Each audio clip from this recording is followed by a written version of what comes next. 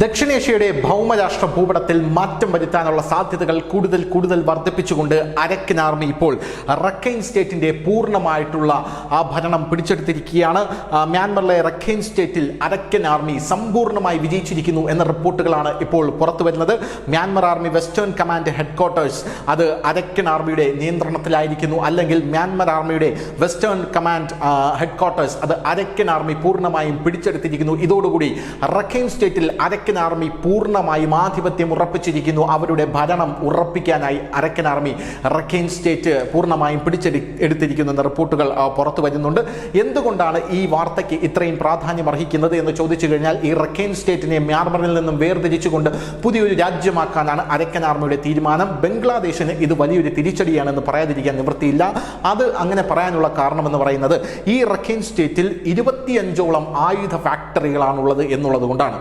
ഈ 25 ആയുധ ഫാക്ടറികളും അപകടത്തിലാണ് എന്നാണ് ഇപ്പോൾ മ്യാൻമർ ആർമി പറയുന്നത്. ഈ 25 ആയുധ ഫാക്ടറികളിൽ ഭൂരിഭാഗവും ഐരാവതി നദിയുടെ പടിഞ്ഞാറൻ തീരത്ത് സ്ഥിതി ചെയ്യുന്ന മാംഗോ, ബാഗോ എന്നിങ്ങനെയുള്ള മേഖലകളിലാണ് സ്ഥിതി ചെയ്യുന്നത്.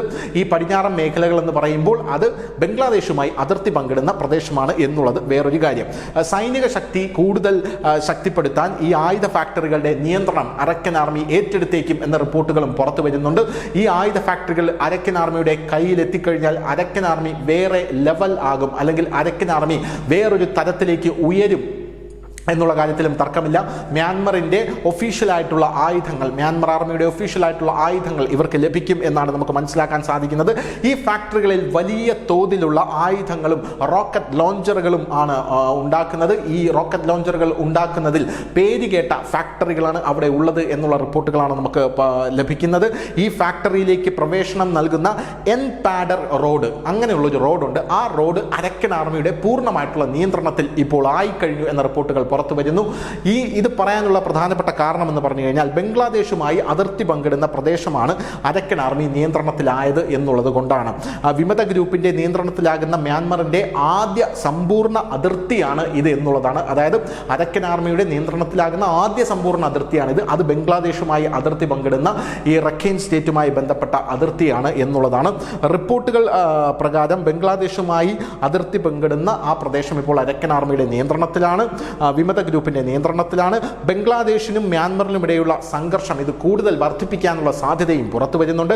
ബംഗ്ലാദേശ് പ്രദേശത്തേക്കുള്ള അരക്കൻ ആർമിയുടെ നുഴഞ്ഞുകയറ്റ റിപ്പോർട്ടുകളും ഇതിനോടൊപ്പം തന്നെ പുറത്തു വരുന്നുണ്ട്. ഇനി നുഴഞ്ഞുകയറ്റം വളരെ എളുപ്പമാകും എന്നാണ് പല റിപ്പോർട്ടുകളും സൂചിപ്പിക്കുന്നത്. ബംഗ്ലാദേശ് ഇപ്പോൾ തന്നെ രാഷ്ട്രീയമായിട്ടുള്ള അസ്ഥിരത നേരിടുകയാണ്, അനിശ്ചിതാവസ്ഥ നേരിടുകയാണ്. ബംഗ്ലാദേശിൽ മുഹമ്മദ് യൂനിസിന്റെ ഭരണം ഏത് നിമിഷവും തെറിക്കാമെന്നുള്ള രീതിയിലാണ് ബംഗ്ലാദേശ് മുന്നോട്ട് പോകുന്നത്. ഷെയ്ഖ് ഹസീന അധികാരമൊഴിയാൻ നിർബന്ധിതയായി അവിടേക്ക് വന്ന മുഹമ്മദ് യൂനിസിന്റെ കാര്യം അരക്കൻ ആർമി ശക്തമായി നിരീക്ഷിക്കുന്നുണ്ട്. പോരാതെ തന്നെ ബംഗ്ലാദേശിൽ നടക്കുന്ന റോഹിംഗ്യൻ തീവ്രവാദ ഗ്രൂപ്പുകളുടെ പ്രവർത്തനങ്ങളും അരക്കൻ ആർമി നിരീക്ഷിക്കുന്നുണ്ട് എന്ന റിപ്പോർട്ടുകൾ പുറത്തു വരുന്നുണ്ട്. മ്യാൻമറിലെ സംഘർഷം ഇന്ത്യയും സൂക്ഷ്മമായി ശ്രദ്ധിച്ചു വരികയാണ് എന്ന റിപ്പോർട്ടുകൾ നമുക്ക് ലഭിക്കുന്നു.